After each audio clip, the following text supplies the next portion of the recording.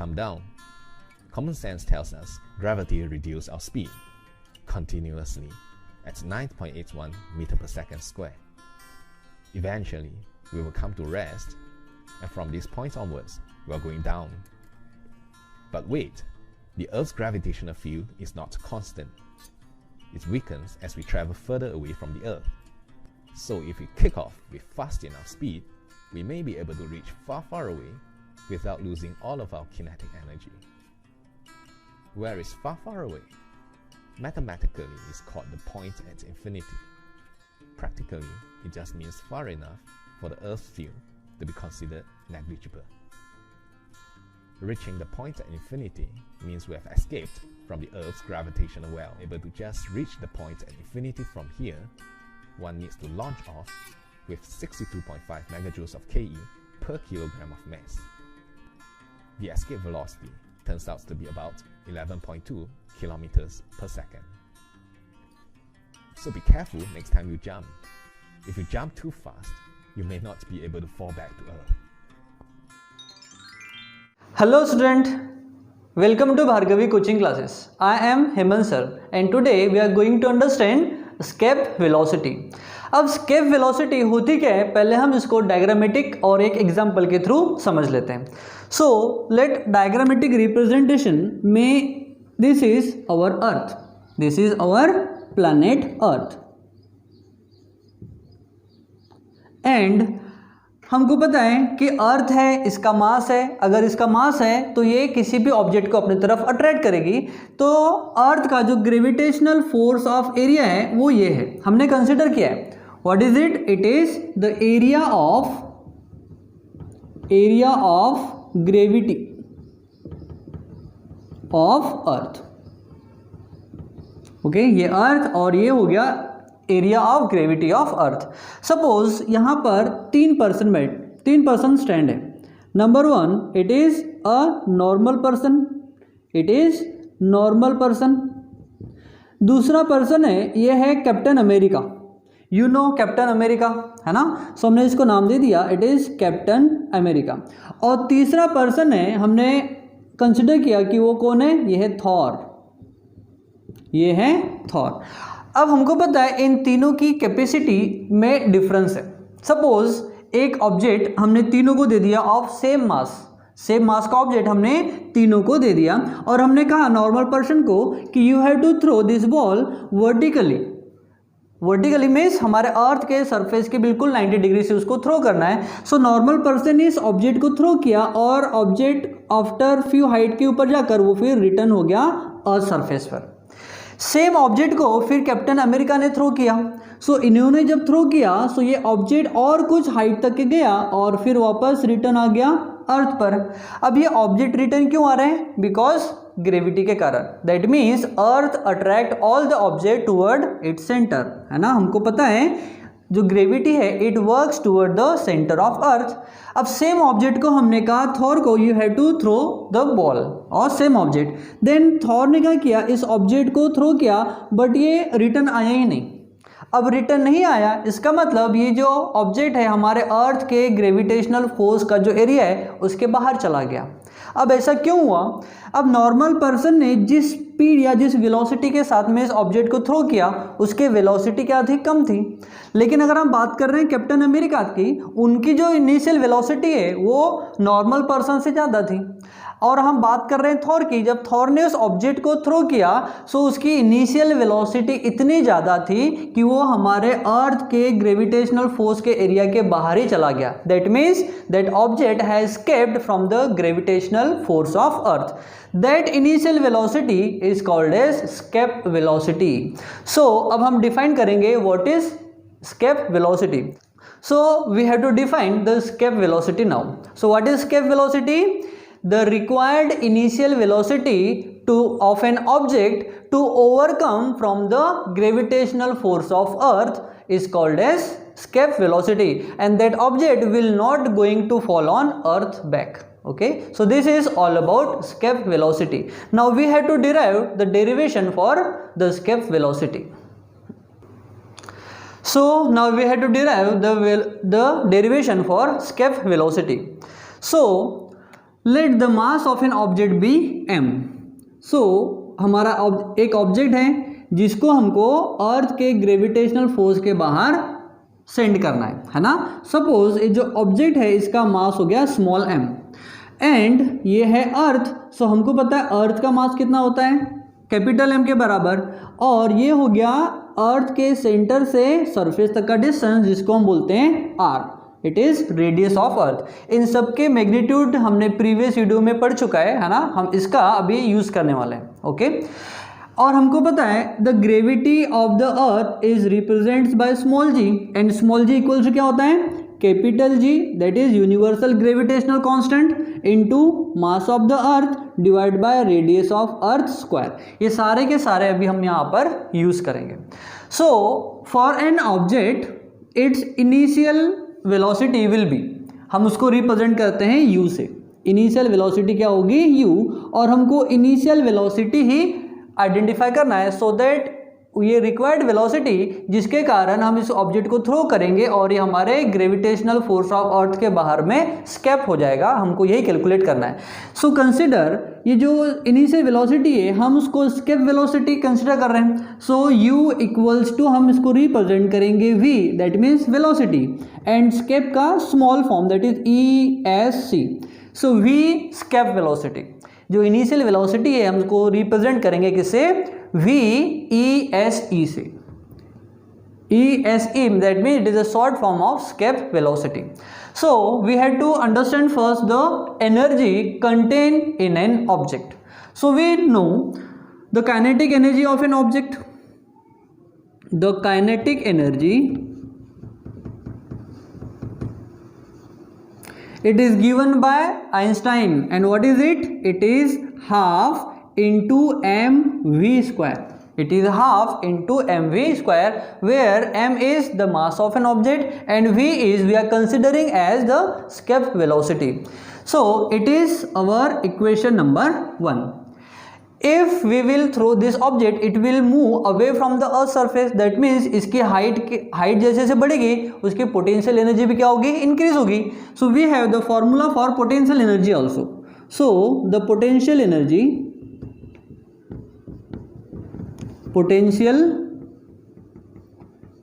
equals to, we have, see, जब भी object earth surface से ऊपर जा रहा है तो ग्रेविटी उसको अपने सेंटर की तरफ अट्रैक्ट करेगी. दैट मीन्स ग्रेविटी उस फोर्स को, इस वेलोसिटी को क्या करेगी, अपोज करेगी. अब अपोज करेगी इसलिए हम इसका जो मैग्नीट्यूड लेंगे वो लेंगे नेगेटिव में.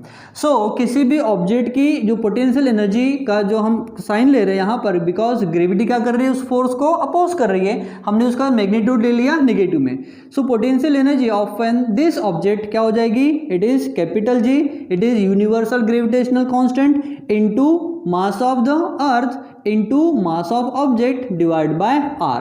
r is nothing but the radius. Okay, so this is the potential energy contained in an object when we are throwing it vertically from the earth surface. Okay, so this is equation number 2. Now total energy हमको calculate करना है इस object की जिसको हम इस earth surface के gravitational force के बाहर स्केप करने वाले हैं. सो टोटल एनर्जी क्या हो जाएगी, total energy of an object equals क्या हो जाएगा, काइनेटिक एनर्जी को हम KE से रिप्रेजेंट करते हैं, it is KE plus potential energy को हम PE से रिप्रेजेंट करते हैं. So kinetic energy plus potential energy of an object is nothing but total energy contain. So total energy contain कितना हो जाएगा, पोटेंशियल एनर्जी का फॉर्मूला और काइनेटिक दोनों का फॉर्मूला है. सो हम क्या करेंगे, दोनों को ऐड कर देंगे. So what is kinetic energy, it is half into mv square. This v is escape velocity, अगर हम इसको ESC लिखे तो भी चलेगा. We will compare this v to escape velocity later on. So एक प्लस हमको ऐड करना है. So plus what is potential energy, it is negative capital G into capital M इंटू small m divide by r. अब जब bracket open होगा तो ये जो मैग्नीट्यूड है वो कैसा हो जाएगा, नेगेटिव में आ जाएगा. सो क्या हो जाएगा, 1/2 into mv square minus capital G into capital M इंटू small m divide by capital R. So this is the total energy content of an object at the surface of earth. हम ये जो energy की बात कर रहे हैं कहाँ होगी? At the surface of earth. लेकिन अगर हमने इस ऑब्जेक्ट को इनफाइनाइट डिस्टेंस के ऊपर सेंड कर दिया, जब इनफाइनाइट डिस्टेंस के ऊपर सेंड कर दिया, दैट मीन्स अब ये हमारे ग्रेविटेशनल फोर्स के बाहर चला गया। वहाँ पर kinetic energy of the object हो जाएगी जीरो और पोटेंशियल एनर्जी भी हो जाएगी zero. Because potential energy zero क्यों होगी? वहाँ पर जी की वैल्यू हो जाएगी जीरो। दैट मीन्स स्पेस के ऊपर वहाँ पर कोई ग्रेविटी वर्क नहीं करेगी। So this is the total energy content for the object when it is on the surface of earth. So ये हो जाएगा total energy of an object at the surface of earth. Surface of earth. Now we have to escape this object out from the gravitational force of earth. That means at infinite distance हमको निकालना है total energy content of an object. So now total energy of an object at infinite distance. So infinite distance पर हमको energy content निकालना है same object के लिए। सो हमको पता है it is kinetic energy at the infinite distance, that means out from the gravitational force of अर्थ। वहाँ पर जो ऑब्जेक्ट रहेगा वो रेस्ट कंडीशन में रहेगा। अब रेस्ट कंडीशन में रहेगा दैट मीन्स काइनेटिक एनर्जी क्या हो जाएगी? Zero. This is our third equation. And potential energy भी क्या हो जाएगी? जीरो, बिकॉज वहाँ पर कोई भी ग्रेविटेशनल फोर्स वर्क नहीं करेगा। दैट मीन्स वो रेस्ट कंडीशन में रहेगा। सो potential energy of an object हो जाएगा वहाँ पर भी zero. So it is equation number 4। So now equation number 3 and 4 हम कह सकते हैं total energy of an object at infinite distance will be zero. Therefore from 3 and 4, from equation 3 and 4 we can say total energy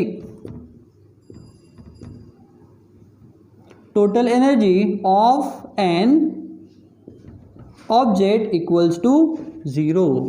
So the law of conservation of energy says energy remains constant throughout the universe and it cannot be created nor be destroyed. That means the total energy content of an object at the surface is always equals to total energy content of an object at infinite distance.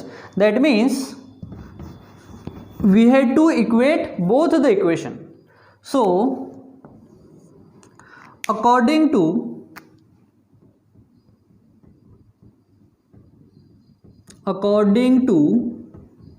law of conservation of energy, according to the law of conservation of energy, what we can write? हम लिख सकते हैं total energy content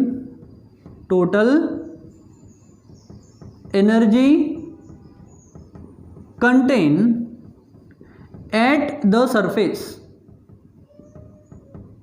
equals to total energy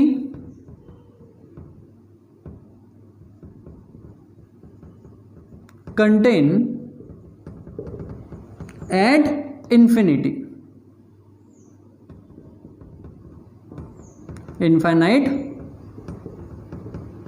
distance.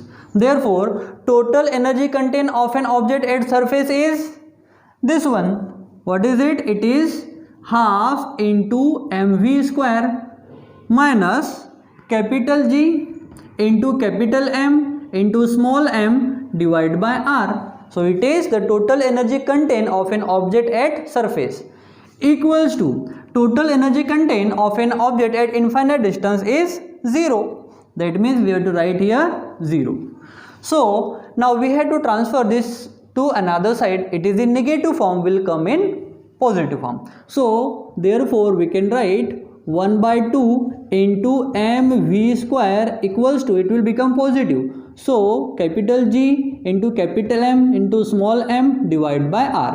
So here this small m, that is mass of an object, and this mass of an object will get cancelled. So what we will have? See, we have to transfer this to another side. So it is in division form, will go in multiple form. So now we can write this velocity as escape velocity. So we have to write here, since v is v escape.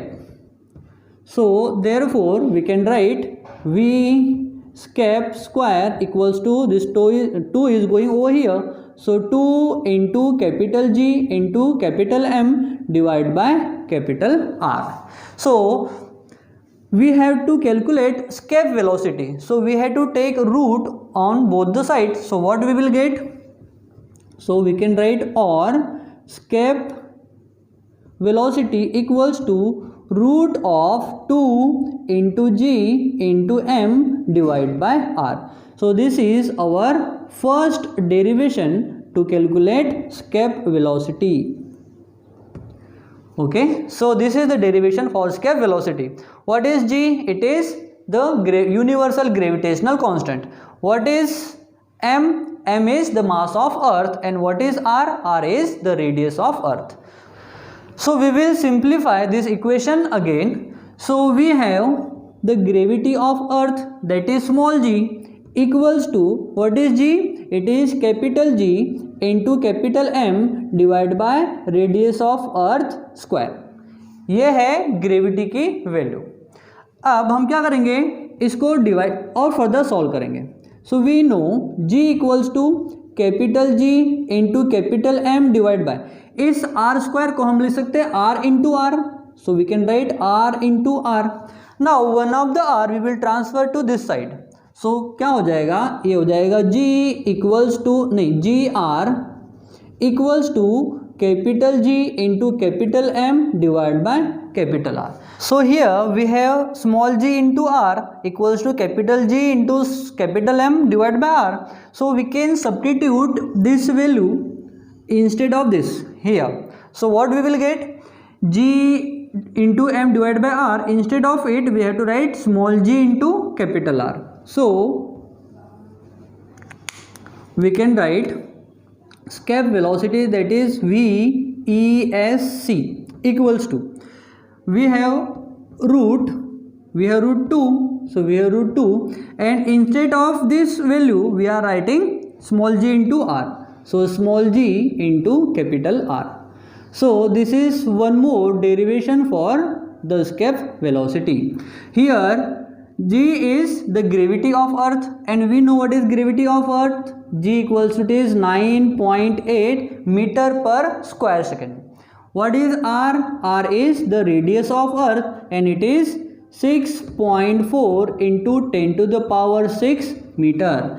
So if we can put these values over here, we can get the escape velocity of the Earth. So escape velocity equals to root 2 into, what is G? It is 9.8 into, what is R? It is 6.4 into 10 to the power 6. If we will calculate this, we will get value of escape velocity equals to about 11.2 kilometer per second. So this is the escape velocity's value for Earth. That means अगर हम किसी object को initial velocity 11.2 kilometre से ज़्यादा value से अगर हम throw करेंगे, सो वो जो ऑब्जेक्ट है अर्थ सरफेस की ग्रेविटेशनल फोर्स को स्केप कर लेगा, बाहर चले जाएगा, एंड दिस बॉल वापस अर्थ सरफेस के ऊपर फॉल नहीं होगा. That is the escape velocity. So I hope आपको स्केप वेलोसिटी का कॉन्सेप्ट समझ में आ गया होगा. This is the last concept of our this chapter called gravitation.